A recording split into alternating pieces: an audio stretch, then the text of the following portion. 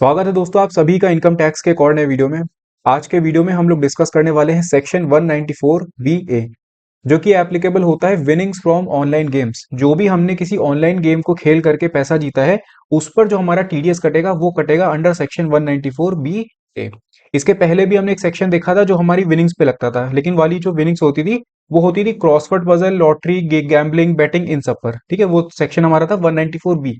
और इसके बाद भी हम लोग एक सेक्शन पढ़ेंगे 194 बी पी, जो कि हमारा लगता है विनिंग फ्रॉम हॉर्स रेसेस। जो भी हमने हॉर्स रेस को खेल करके पैसा जीता है, उस पर हमारा एप्लीकेबल होगा सेक्शन 194 बी बी। तो जैसा कि मैंने आपसे कहा कि सेक्शन 194 बी ए हमारा एप्लीकेबल होता है विनिंग फ्रॉम ऑनलाइन गेम्स। जो भी हमने ऑनलाइन गेम्स को खेल करके पैसा यहां पर जीता है, उस पर हमारा टीडीएस एप्लीकेबल होगा अंडर सेक्शन 194 बी ए। अब ऑनलाइन गेम्स के अंदर में बहुत सारे गेम्स आ जाते हैं, जैसे आपने आप बड़ा फेमस चलता है ड्रीम इलेवन। ठीक है, लूडो करके गेम होता है। तो जितने भी ऑनलाइन गेम्स है उनसे जो भी हम पैसा जीत रहे हैं, वहां पर जो हमारा विनिंग अमाउंट होगा, मतलब एक फॉर्मूला यहाँ पर है, अभी हम लोग आगे देखेंगे, तो उस पर उस अमाउंट पर यहाँ पर टीडीएस एप्लीकेबल होगा। इसके बाद यहाँ पर अगर हम पेयर पेई रेट ऑफ टीडीएस की बात करें, तो सेम जो हम लोगों ने सेक्शन 194 बी में डिस्कस किया था, वही सारी चीजें यहाँ पर भी है। देखिए, एनी पर्सन, पेयर के अंदर में कौन आएगा? Any person responsible for paying any income by way of such winnings from online games. जो भी पर्सन रिस्पॉन्सिबल है आपको पैसा देने के लिए, आपकी जो जीत का पैसा है वो देने के लिए रिस्पॉन्सिबल है, वही यहाँ पर पेयर होगा और वही आपका टीडीएस डिडक्ट करेगा। पेई के अंदर में यहाँ पर कोई भी पर्सन आ सकता है, इंडिविजुअल भी हो सकता है, फर्म भी हो सकती है, कोई भी हो सकता है। नॉर्मली अगर हम देखें तो इंडिविजुअल ही होते हैं। इसके बाद रेट अगर हम देखें तो रेट हमारा सेम जो हमारा 194 बी में था, 30% का। जितना भी आपका अमाउंट यहाँ पर होगा, उस पर 30% का टीडीएस आपका कटेगा। टाइम ऑफ डिडक्शन यहाँ पर क्या होगा? At the end of financial year. मतलब आपका जब फाइनेंशियल ईयर एंड हो रहा होगा, तो आपका जो यूजर अकाउंट होगा, जैसे आप ड्रीम इलेवन पे अगर जाते हो और आप अपना अकाउंट बनाते हो, तो वहां पर ये देखा जाएगा कि आपका जो अकाउंट बना हुआ है, उस अकाउंट के अंदर में कितनी नेट विनिंग्स आपकी है, उस अमाउंट पर यहाँ पर टीडीएस का डिडक्शन होगा। देखिए, यहाँ पर ये लिखा हुआ है कि at the end of the financial year. लेकिन क्या होता है कि कई बार हम पैसा साल के बीच में भी विड्रॉ कर लेते हैं, तो उस केस में जो भी हम विड्रॉ करेंगे उस पर नेट विनिंग्स पर लगेगा। उसके बाद फाइनल जब हमारा फाइनेंशियल ईयर एंड हो रहा होगा, तो उस पे अलग से लगेगा। ठीक है, तो वो नेट विनिंग्स का अलग से यहाँ पर कैलकुलेट किया जाता है।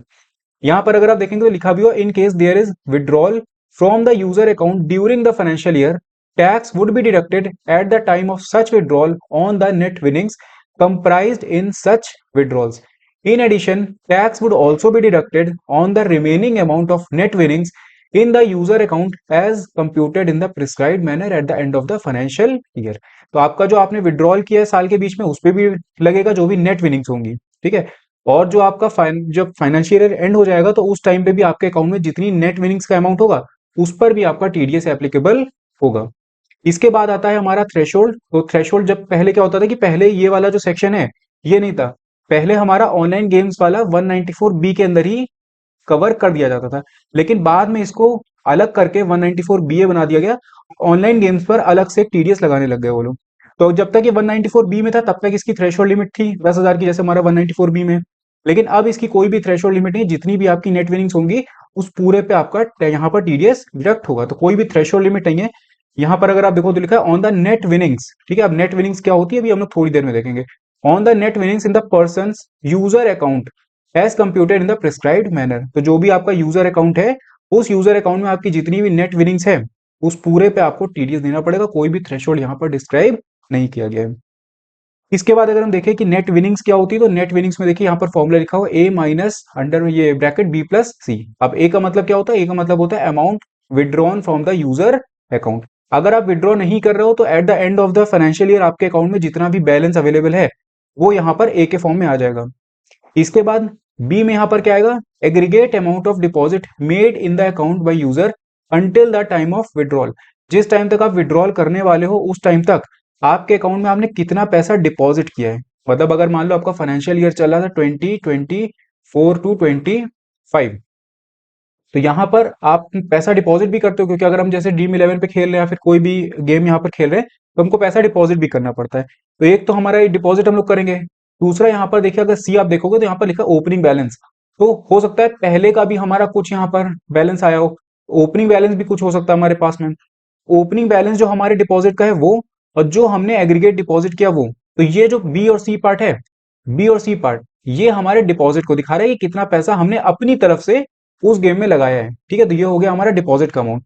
और ये क्या हो गया, इसके अंदर में हमारा डिपॉजिट और प्लस जो हमने पैसा जीता है, जो भी हमने डिपॉजिट किया प्लस जो पैसा हमने यहाँ पर जीता है, उन दोनों को मिलाकर के हमारा ए बनता है। तो हमको क्या करना होता है, हमें ये ए से अपना डिपॉजिट वाला अमाउंट निकालना होता है। एक तरीके से आप ये समझो कि आपने 10,000 रुपए कमाए और इसको कमाने के लिए आपने 2,000 रुपए लगाए।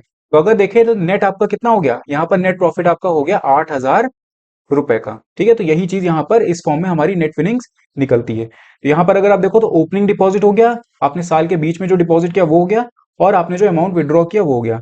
आपका ओपनिंग डिपॉजिट पे 5,000 रुपए का, इसके बाद आपने फिर से डिपॉजिट किया उसमें 25,000 रुपए, और आपकी जो यहाँ पर विनिंग्स हुई, कुछ अमाउंट आपने विन किया होगा यहाँ पर, और आपने जो विड्रॉ किया है वो किया 50,000 रुपए।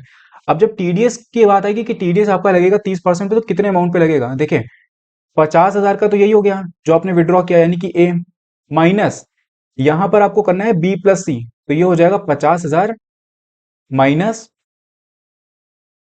50,000 माइनस 5,000 और प्लस 20,000 रुपए। तो ये हो जाएगा 25, और 50 माइनस 25 अगर आप करोगे तो 25,000 का आपका अमाउंट आएगा। और 25,000 की आपकी हो गई नेट विनिंग, तो इस पर आप लगाओगे 30%। तो 25,000 का 30% हो जाएगा 7,500 रुपीज। इस तरीके से हम लोग निकालते हैं अपनी नेट विनिंग्स को। इसके बाद यहाँ पर एक नोट हमको दिया गया और यहाँ पर कुछ टर्म्स की डेफिनेशन बताई गई है। नोट में यहाँ पर देखिए क्या लिखा है, where the net winnings are wholly in kind और partly in cash and partly in kind, but the part of cash is not sufficient to meet the liability of deduction of tax in respect of whole of the net winnings. The person responsible for paying shall, before releasing the winnings, ensure that tax has been paid in respect of the net winnings. अगर मान लो जो आपने यहाँ पर जीता है, जैसे कोई भी गेम आपने खेला उसमें आपने जो जीता है वो अगर कैश में ना होकर के काइंड में है, ठीक है, वो कैश में ना होकर काइंड में है, या फिर पार्टली कैश में और पार्टली काइंड में है। और वहां पर क्या है, वहां पर जब आपका टीडीएस कैलकुलेट किया, अगर मान लो काइंड में है तो उसकी वैल्यू हम लोग निकालेंगे कि काइंड की वैल्यू क्या है। तो वहां पर हम लोग उस काइंड की जो वैल्यू है उस पर टीडीएस एप्लीकेबल करेंगे। तो टीडीएस हमने जो लगाया, वो एग्जांपल लेते हैं, मान लीजिए कि हमने जो जीता था वो 1,00,000 रुपए का अमाउंट यहाँ पर हमारी नेट विनिंग्स हो रही थी। अब ये काइंड में थी तो हमने क्या किया, टीडीएस है इस पर लगाया, तो 30% का अगर हम लगाएंगे तो ये हो जाएगा 30,000 रुपए। तो क्योंकि ये काइंड में है तो जो पर्सन हमको पे करने वाला है वो 30,000 रुपए इसमें से तो डिडक्ट कर नहीं सकता। तो वो क्या कहेगा, वो कहेगा कि 30,000 रुपए आप हमको कैश दो, ये जो विनिंग का अमाउंट है आपका, जो भी हम काइंड में आपको देने वाले हैं, वो फिर आप अपने पास में ले जा सकते हो। तो यहाँ पर वो आपसे 30,000 रुपए अलग से लेगा, उसके बाद फिर आपको ये 1,00,000 रुपए की विनिंग आपको प्रोवाइड करेगा। इन केस मान लो कि यहाँ पर क्या होता है कि यहाँ पर जो आपने जीता है वो पार्टली कैश और पार्टली काइंड में, लेकिन जो कैश का अमाउंट है वो सफिशिएंट नहीं है कि आपका टीडीएस का अमाउंट वो सेट ऑफ कर पाए। जैसे कि यहीं पर अगर हम देखें तो 1,00,000 रुपए जो हमने जीते थे, नेट विनिंग्स हमारी थी, इसमें से 75,000 जो था, 75,000 वो हमारा काइंड में था, और 25,000 जो था वो हमारा कैश में था। तो 30,000 का हमारा टीडीएस बन रहा था, तो वो क्या करेगा, 25,000 कैश से तो निकालेगा, बचा कितना, 5,000 रुपए अभी भी टीडीएस का अमाउंट बचा। तो वो कहेगा कि 5,000 रुपए कैश में पे कर दो, और ये जो बचा हुआ 75,000 का विनिंग का आपका काइंड में पड़ा हुआ है, इसको आप फिर ले जा सकते हो। तो यहाँ पर यही बात बोली कि अगर काइंड में होता है फिर पार्टली कैश और पार्टली काइंड में होता है, तो वो जो पर्सन पे कर रहा है वो इंश्योर करेगा कि पहले आपसे टीडीएस का अमाउंट वसूल ले, उसके बाद फिर वो आपको आपकी विनिंग्स प्रोवाइड करें। इसके बाद यहाँ पर हमको कुछ टर्म्स की मीनिंग बताई गई है, जैसे ऑनलाइन गेमिंग इंटरमीडियरी। तो ये क्या होती है, N intermediary that offers one और मोर ऑनलाइन गेम्स, ऐसा प्लेटफॉर्म जो आपको ऑनलाइन गेम्स प्रोवाइड कर रहा है, तो उसी को हम लोग इंटरमीडियरी बोलते हैं। इसके बाद यूजर का मतलब आप समझ गए, जैसे हम लोग गेम अगर खेल रहे हैं तो हम लोग कौन हुए, हम लोग यूजर हुए। और इसके बाद यूजर अकाउंट, क्योंकि हम लोग जाकर के क्या करते हैं, उस प्लेटफॉर्म पे अपना एक अकाउंट बनाते हैं, और उससे अकाउंट के थ्रू हम अपने गेम को खेलते हैं। तो वही क्या हो जाएगा, वही हमारा यूजर अकाउंट हो जाएगा, और ये हो जाएंगे हम लोग यूजर। इसके बाद नेक्स्ट आता है डिपॉजिट ऑफ टीडीएस। जो टीडीएस हमारा डिडक्ट हुआ है, पेयर ने जो डिडक्ट किया है, वो टीडीएस वो गवर्नमेंट को कब तक पे करेगा। तो अगर यहाँ पर टीडीएस जो डिडक्ट किया गया है वो ऑफिस ऑफ गवर्नमेंट के थ्रू डिडक्ट किया गया है, तो यहाँ पर दो ऑप्शन होते हैं। अगर विदाउट इनकम टैक्स चलान यहाँ पर डिपॉजिट किया जा रहा है तो सेम डे पे करना पड़ेगा, जिस दिन टीडीएस कटा उसी सेम डे पे डिपॉजिट कर देना होगा गवर्नमेंट को। लेकिन अगर इनकम टैक्स चालान के साथ में करते हैं तो 7 दिन का टाइम मिलता है, जिस मंथ में कटा उस मंथ के एंड होने के बाद 7 दिन का टाइम होता है, तब तक के उसको डिपॉजिट कर देना। जैसे मान लो कि अगर जैन में यहाँ पर डिडक्ट हुआ है, तो जैन एंड होने के बाद 7th फेब तक टाइम है, तब तक उसको डिपॉजिट कर देना है।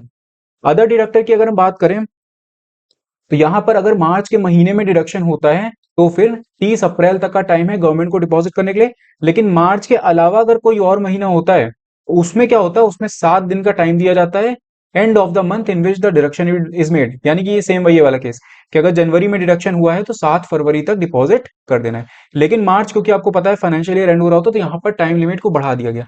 तो मार्च में अगर डिडक्शन हो रहा है तो 30 अप्रैल तक टाइम है, अगर किसी और महीने में होता है तो 7 दिन तक का टाइम होता है, वो जो मंथ होता है उससे एंड होने के बाद में। इसके बाद नेक्स्ट आता है क्वार्टरली स्टेटमेंट फाइलिंग, कि जो टीडीएस डिडक्ट किया गया है उसके बाद फिर गवर्नमेंट को पेमेंट किया गया, इसका क्या करता है, वो एक स्टेटमेंट बनाता है पेयर, और क्वार्टरली बेसिस पे इसको गवर्नमेंट को फाइल करता है, जिसमें वो पूरी डिटेल प्रोवाइड करता है कि हमने कितना डिडक्शन किया, हमने कितना यहाँ पर आपको डिपॉजिट किया, ये सारी बातें। तो यहाँ पर क्वार्टरली बेसिस में होगा तो अप्रैल टू जून चलेगा, उसके बाद जुलाई टू सितंबर, उसके बाद अक्टूबर नवंबर दिसंबर, उसके बाद जैन फेब मार्च।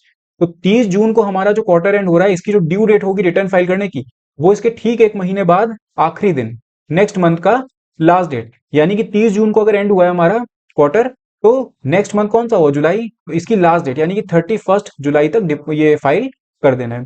इसके बाद सितंबर में भी सेम है कि 31 अक्टूबर को फाइल कर देना है, 31 दिसंबर को जो एंड हुआ 31 जैन तक फाइल कर देना है। और लास्ट वाला जो होगा उसमें चेंज हो जाएगा, क्योंकि यहाँ पर आपको पता है फाइनेंशियल ईयर एंड हो रहा है, तो 2 महीने का टाइम दिया गया। यहाँ पर जैसे 1 महीने का टाइम, यहाँ पर 1 महीने का, यहाँ पर 1 महीने का, यहाँ पर 2 महीने का टाइम दिया जाएगा पेयर को कि वो अपना रिटर्न, ये जो स्टेटमेंट है उसको फाइल कर दे। इसके बाद लास्ट आता है फर्निशिंग ऑफ सर्टिफिकेट। तो जो पेई का टीडीएस कटा है उसको पेयर क्या करेगा, एक सर्टिफिकेट प्रोवाइड करेगा, जिसमें वो डिटेल देगा कि हमने आपका इतना टीडीएस डिडक्ट किया है। तो वो जो सर्टिफिकेट प्रोवाइड करेगा वो प्रोवाइड करेगा फॉर्म 16A के अंदर में। और कब तक प्रोवाइड कर देना है, within 15 days from the due date of furnishing of TDS statement. तो जब क्वार्टरली स्टेटमेंट जो वो यहाँ पर प्रोवाइड कर रहा है, उससे लेकर के उसके एंड होने के मतलब ड्यू डेट के बाद में विद इन 15 डेज उसको प्रोवाइड कर देना है। तो यहाँ पर जैसे 31 जुलाई है तो 15 अगस्त तक ये वाला सर्टिफिकेट उसको पेई को प्रोवाइड कर देना है। तो यहाँ पर हमने डिस्कस कर लिया सेक्शन 194BA। अगर आपका कहीं पर किसी भी पॉइंट में कोई डाउट हो तो आप कमेंट करके मुझसे पूछ सकते हो। बाकी अगर आपको वीडियो पसंद आया हो तो उसको लाइक करना मत भूलिएगा, साथ में चैनल को सब्सक्राइब जरूर कर दीजिएगा। हम लोग मिलते हैं नेक्स्ट वीडियो में। Thank you.